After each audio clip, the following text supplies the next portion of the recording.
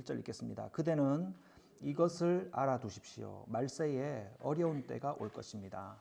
사람들은 자기를 사랑하며 돈을 사랑하며 뽐내며 교만하며 하나님을 모독하며 부모에게 순종하지 아니하며 감사할 줄 모르며 불경스러우며 무정하며 원한을 풀지 아니하며 비방하며 절제가 없으며 난폭하며 선을 좋아하지 아니하며 배신하며 무모하며 자만하며 하나님보다 쾌락을 더 사랑하며 겉으로는 경건하게 보이나 경건함의 능력은 부인할 것입니다. 그대는 이런 사람들을 멀리 하십시오. 그들 가운데는 남의 집에 가만히 들어가서 어리석은 여자들을 유인하는 사람들이 있을 것입니다. 그런 여자들은 여러 가지 정욕에 이끌려 죄에 짓눌려 있고 늘 배우기는 하지만 진리를 깨닫는 데에는 전혀 이를 수 없습니다. 또 이 사람들은 얀네와 얀브레가 모세를 배반한 것과 같이 진리를 배반합니다. 그들은 마음이 부패한 사람이요 믿음에 실패한 사람. 함께 읽겠습니다. 그러나 그들은 더 이상 나아가지 못할 것입니다. 그들의 어리석음도 그 두 사람의 경우와 같이 모든 사람 앞에 환히 드러날 것이기 때문입니다. 아멘. 경건의 능력을 따르십시오. 경건의 능력을 따르십시오. 라는 제목으로 제가 묵상한 말씀을 정리해서 나누도록 하겠습니다. 예배도 이웃사랑도 자기 자랑으로 행하는 사람은 깨끗한 그릇일 수가 없다. 깨끗한 그릇은 비유인데 깨끗한 마음으로 참되게 예배하며 봉사할 수 없다라는 말씀을 지난주 함께 들었습니다. 그러면 어떻게 할 수 있습니까? 깨끗한 마음으로 하나님 앞에서 착한 일을 이루는 것은 간단히 말씀드렸어요. 예수님을 믿는 믿음으로 된다라고 그렇게 말씀을 드렸죠. 오늘 본문은 그 연속으로 예수님을 믿는 믿음으로 어떻게 깨끗한 마음으로 하나님의 일을 이룰 수가 있습니까? 하는 질문에 대한 구체적인 것을 더 살펴보려고 합니다. 왜 예수님을 믿는 것 외에는 하나님에게나 이웃에게나 어떤 착한 일도 근본적으로 불가능한 것인가? 바울은 지금 마지막 때에 있을 갈등에 대해서 후배 목회자 디모데에게 이제 마지막 당부를 이어가기 시작합니다. 1절 말씀 보시면 그대는 이것을 알아두십시오. 말세에 어려운 때가 올 것입니다. 이렇게 기록하죠. 말세. 말세는 무엇을 뜻합니까? 마지막 때, 세상의 마지막 때를 말하는 거죠. 성경에서 말세, 세상의 마지막 때라는 언급들이 나오면 언제쯤인 것 같습니까? 세상의 마지막은 언제일까요? 하나님이 우리가 헤아릴 수 없는 영원의 시작을 시작하셔서 우리가 알고 있는 시간의 시작을 이루신 다음에 쭉 시간이 진행이 되어서 그 시간의 마침이 되는 시간, 이 세상의 시간이 마침이 되는 그 시점을 말세라고 좁은 의미에서는 생각할 수 있겠죠. 좀 더 넓은 의미에서는 하나님이 그 시간의 연장선이 진행되다가 시간의 마지막 마침점이 되는 그 때를 향해서 가는 마지막 구간,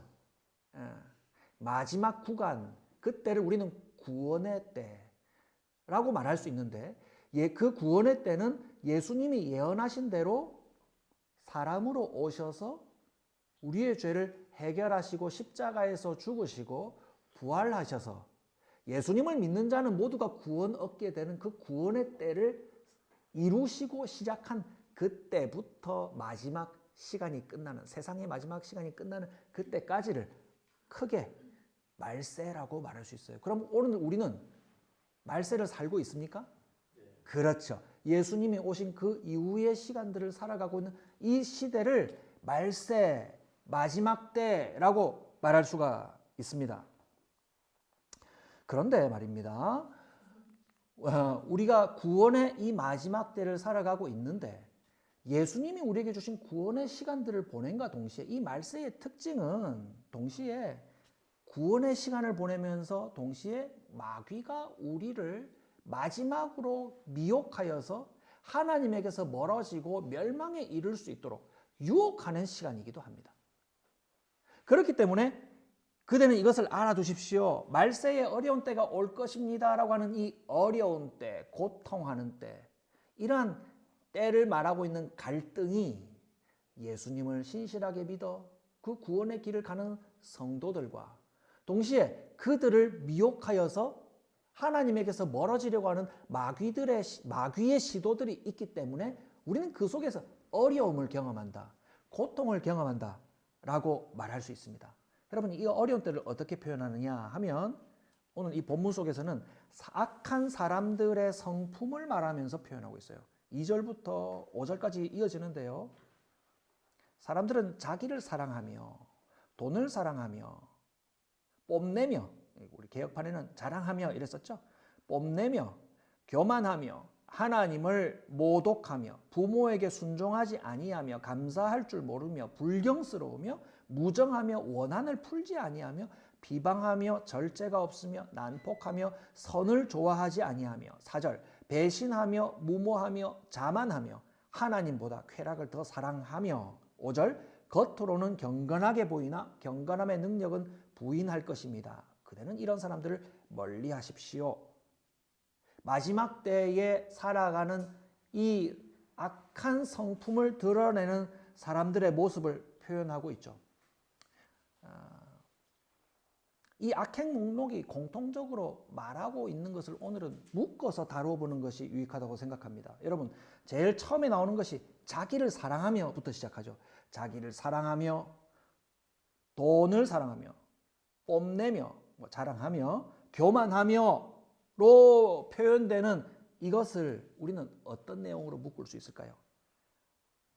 이 마지막 때를 살아가는 악한 성품을 드러내는 사람들의 공통적인 특징이요, 오로지 자기 자신을 우선적으로 위하는 태도로부터 시작한다 이 말입니다.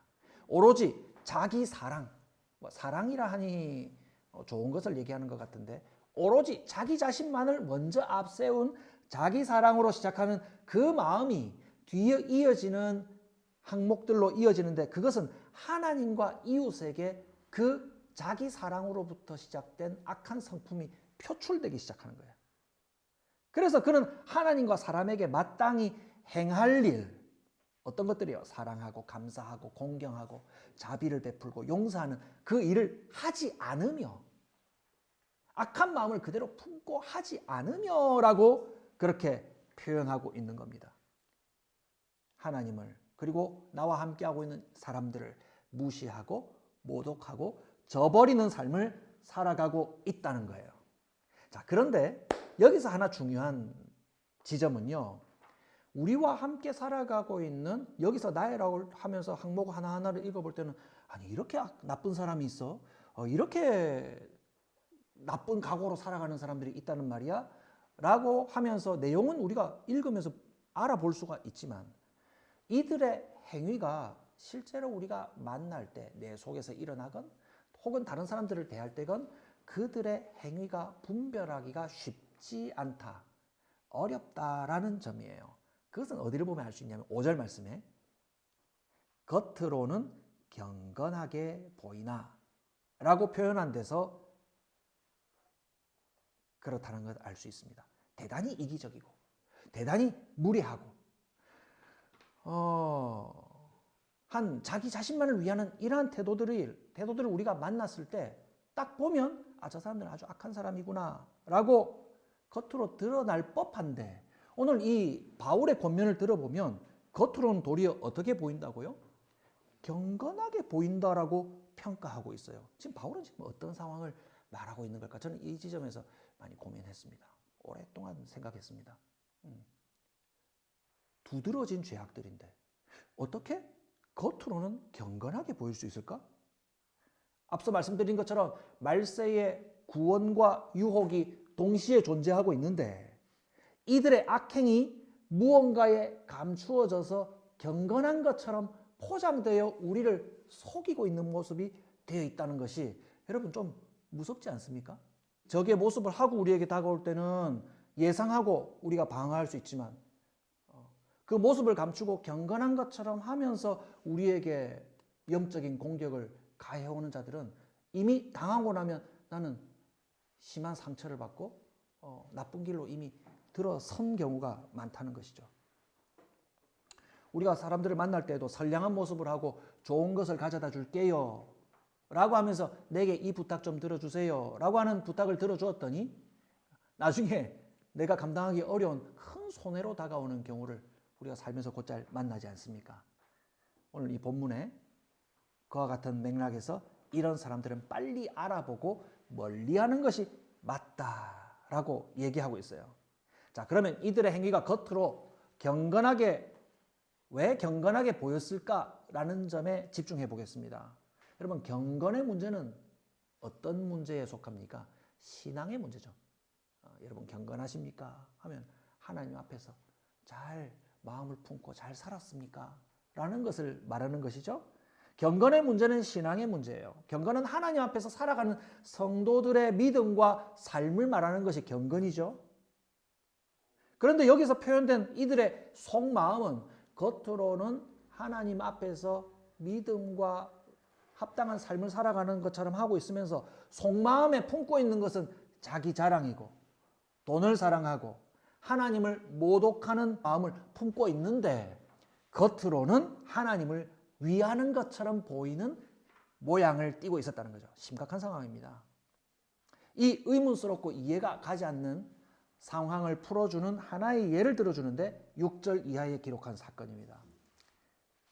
6절, 7절 말씀을 보세요. 어떤 일이 일어났을까요? 그들 가운데는 남의 집에 가만히 들어가서 어리석은 여자들을 유인하는 사람들이 있을 것입니다. 그런 여자들은 여러 가지 정욕에 이끌려 죄에 짓눌려 있고 늘 배우기는 하지만 진리를 깨닫는 데는 전혀 이를 수가 없습니다. 앞에 나열한 악행 목록에 속한 그 사람들이 가만히 어떤 여자의 집에 들어가서 유인한다고 합니다. 여러분들이 가지고 있는 선입견을 가지고 이 본문을 읽으면 빨리 읽어버리면 어떤 여자가 불합리한 생각을 갖고 있는 나쁜 생각을 갖고 있던 여자가 집 안에서 누구를 불러들인 것처럼 그렇게 읽어드리면 안 됩니다. 가만히 어떤 여자에 들어가서 그 여자를 유인한다고 되어 있어요. 그런데 이 여자는 이 유인에 넘어간 것으로 보이는데 그 이유는 여러 가지 정욕에 이끌려서 죄에 짓눌린 상태였기 때문이다 라고 밝히고 있습니다. 이 말은 앞서 언급한 악행 목록들, 앞에서 2절에서 5절까지 연결한 쭉 나열된 그 내용을 악행 목록이라고 한다면 이 악행 목록에 속한 사람들이 갖고 있는 그러한 문제, 자기 자신을 누구보다도 자기 자신을 사랑하고 자기를 위하는 것이라면 하나님 앞에서 진실하고 경건하게 하나님을 사랑하고 섬기는 것이 아니라 하나님을 때로는 무시하고 이웃을 무시하여도 되는 그 문제가 그 집 안에 있는 여자에게도 있었다는 것을 알 수가 있어요. 자, 이 부분 조금 어려운 부분이니까 집중이 필요합니다. 가만히 어떤 사람의 집에 들어가서 그 여자를 유인하였는데 그 유인에 말려든 여자의 마음속에 어떤 것이 있었기 때문에? 죄악의 문제가 있었기 때문에, 앞서 나열한 악행 목록에 있는 잘못들이 그 여자에게 있었기 때문에 그 유혹에 말려들게 되었다 이 말입니다. 지난주 말씀의 표현을 다시 가져온다면 청년의 정욕, 오늘의 표현으로는 여러 가지 정욕, 곧 죄에 이르는 헛된 욕심, 헛된 욕망이 있었기 때문에 집 안으로 가만히 들어와서 유인하려고 하는 그 나쁜 사람들의 유인을 받고 말았다 하는 것이죠. 이 헛된 욕망은 그것이 비록 하나님에게서 멀어지게 하는 죄라는 것을 발견한 이후에도 멈추기가 쉽지 않은 성격이 있었다는 거죠. 왜 하필 여자입니까? 라는 언급을 하게 된 거 여러분 하실 수 있을 거라고 생각합니다. 왜 하필 여자를 언급해서 예를 들었을까 하는 것은 좀 유감이지만 성경이 균형감을 잃어서 여자에게만 가혹한 비난을 하고 있는 것이 아닙니다. 여자가 본래 유혹에 유난히 좀 약한 면이 있습니다 라고 보기보다 당시에 사회적인 약자의 위치에 있었던 여자의 가정적, 경제적 어려운 사정을 이용을 해서 이 여자의 약점을 이용해서 그 여자를 유인해 내었다라고 보는 것이 마땅합니다. 이 여자는 사회적으로 소외된 신분이었을 가능성이 높고 악한 자는 그 어려운 형편을 이용했을 수 있습니다. 여기서 말하는 중요한 점은 그 마음속에서 자기가 갖고 있는 그 죄의 욕심을 악한 것, 나쁜 것이라고 여기지 않고 마음이 무뎌진 가운데 상대방의 유혹이 심지어 불경건한 것이고 하나님에게서 멀어지게 하는 것임에도 불구하고 그것을 깨닫지 못하고 수용하게 되는 경우가 많다고 하는 거예요. 이 여자가 왜 유혹을 받게 되었냐 이 말이에요. 자기 마음속에 있는 죄의 욕심 때문에 죄의 욕심을 가지고 불경건한 대로 이끄는 그 사람의 유혹이 잘못된 유혹으로 느껴지지 않았다는 거죠.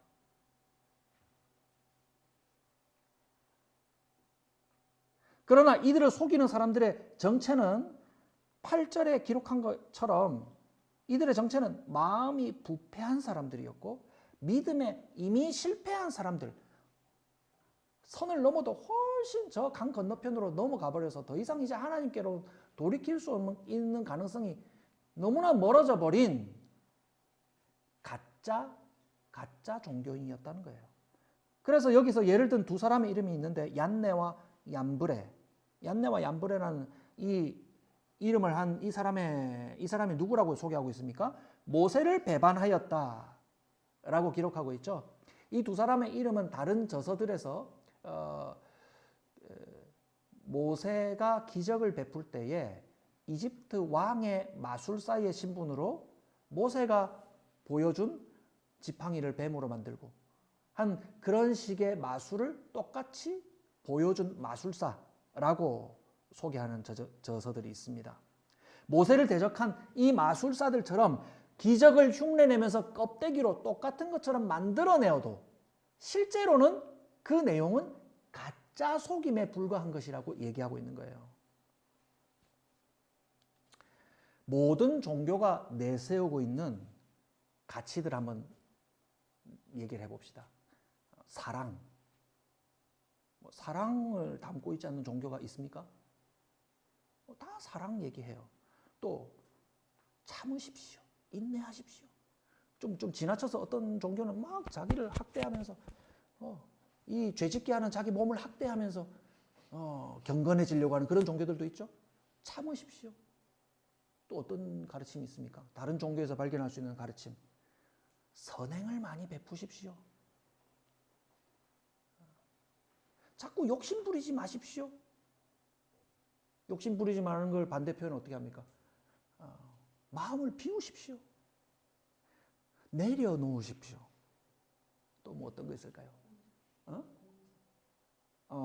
선행과 비슷하네, 그죠? 공을 많이 세우십시오. 훌륭한 일을 많이 하십시오. 마음을 잘 다스리십시오. 좋은 성품을 만드십시오. 가족들을 아끼고 사랑해 주십시오. 여러분, 이것은요, 우리가 믿는 신앙 안에만 독특하게 있는 것이 아니라 모든 종교에 다 있어요. 모든 종교에 다 있죠.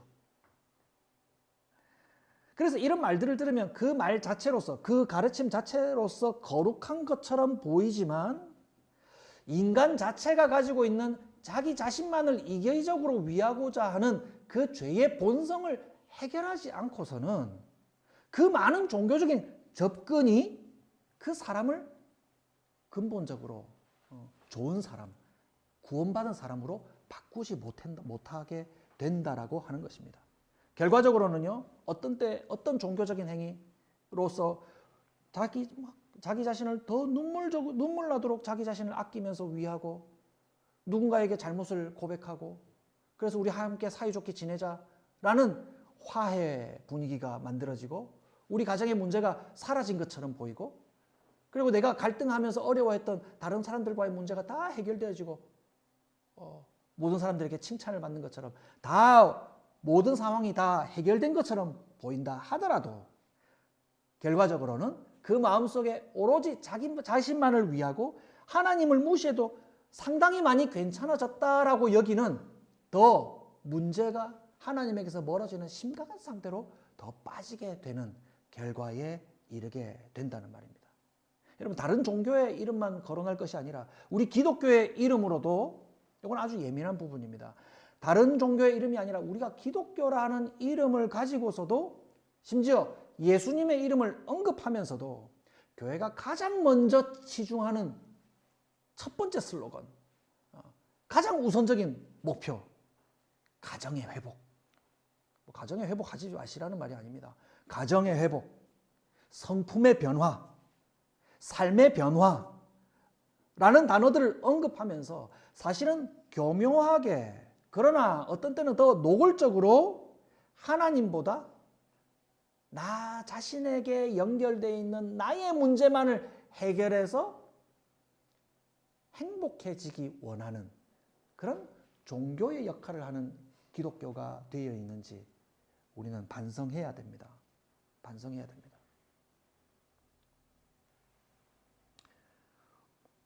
뭘 열심히 하자고 하니까 상당히 경건해 보이고요. 뭘 고치려고 하니까, 고치려고 애쓰니까 경건해 보일 때가 많이 있습니다. 그러면서 그러한 프로그램에 포함되어서 많은 과정들을 이수하고 졸업장도 많이 받고 상장, 상패, 메달까지 받아가지고 전시를 해 놓아도 그 모든 결과물들이 더욱 나아진 나 자신만을 드러내면서 나 자신만을 오롯이 위해서 살아가는 세상 사람밖에 되지 않는 우리 모습을 전혀 깨닫지 못한다는데 그 특징이 있습니다. 그러면 어떻게 해야 됩니까? 오늘의 말씀의 제목처럼 경건의 능력을 따르십시오. 경건의 능력을 따르십시오. 라고 권면합니다. 5절 말씀에 겉으로는 경건하게 보이나 경건함의 능력은 부인하는 이런 사람들을 멀리 하십시오. 멀리 하십시오. 경건함의 능력을 부인하는 이런 사람들을 멀리 하십시오라고 되어 있지만 우리가 보통 말씀의 제목, 묵상의 제목은 뭐 하지 말자라고 부정문으로 쓰지 않고 긍정문으로 쓰죠. 그래서 경건의 능력을 따르십시오라고 권면합니다. 경건의 능력은 생활을 바꾸어서 하나님의 마음에 들게 하는 것이 아니라 먼저 우리 주 예수님께서 세상의 마지막 때의 시작에 나타나셔서 예수님 스스로가 완전히 의로운 삶을 살아내시고 우리의 죄악을 단번에 십자가에서 해결하시고 부활하신 사실에서 옵니다. 여러분, 제가 지금 얘기하는 이 내용들이 혹시 여러분들의 마음에 낯섭니까? 아니면 익숙합니까? 그래서 도대체 어쩌자는 거죠? 나에게 더 나아진 것이 뭐죠? 예수님이 그렇게 하셨다는 사실만이 나에게 경건의 능력이 된다는 건가요? 그렇습니다. 그렇습니다. 여러분들에게 경건의 능력을 따르십시오라는 제목과 함께 우리의 경건의 능력의 기초가 되는 예수님이 오셔서 깨끗한 사람으로서 의로운 삶을 사시고 그분이 십자가에서 죽으시고 부활하셨다라는 그 사실 자체가 우리에게 경건의 능력이 된다는 말입니까? 그렇습니다. 뭔가 마음에 와닿지 않는 것이 느껴지신가요? 왜 이러한 일이 일어날까요? 예수님께서 행하신 이 일이 나에게 무엇을 바꾸어 놓는가를 따져보아야 합니다. 하나님께서는 사람에게 우리가 구약 성경을 떠올리면 우리가 생각할 수 있는 율법을 주셨죠. 하나님이 우리 사람에게 하나님을 사랑하고 가까이 하라고 하는 율법을 주셨습니다. 그런데 이 율법은요, 잘 지키면 구원을 얻게 되고요, 지키지 않으면 벌을 받는다라고 간단하게 요약할 수 있는 내용들의 율법이죠. 법의 특징이 그렇습니다. 지키면 좋은 시민이 되게 해줄게. 그러나 어기면 넌 벌 받아야 돼. 그런데 잘 지키면 좋은 시민으로서 누리게 되는 풍성한 복이 여러분들에게 주어질 것입니다라고 하는 것이 법의 특징이고 하나님이 사랑하시는 백성들과 맺은 약속도 그러한 약속이에요. 그러한 약속이에요. 그러면 예수님께서 하시는 이 일이 이 법의 문제에 있어서 우리를 어떻게 바꿔놨을까? 하나님께서는 우리에게 율법을 주시고 그것을 지키면 우리를 구원해 주시고 경건한 자의 삶을 살아갈 수 있도록 해주겠다. 하나님을 가까이 하며 하나님을 가까이 하는 복락을 누리게 해주겠다고 해주셨는데 우리가 그것을 할 수 있느냐는 거예요. 우리가 앞서 묵상한 대로라면 우리는 우리 스스로만 사랑하고 뭐 어떤 선행을 해도 나 스스로를 만족해 하려고 하는 잘못된 선행에 빠지게 된다. 깨끗한 그릇이 되지 못한다. 욕심에 이끌려서 죄만 범할 뿐이다 라고 얘기했죠. 그런데 이 복을 주시겠다고 하는 조건을 누가 이루셨느냐? 예수님께서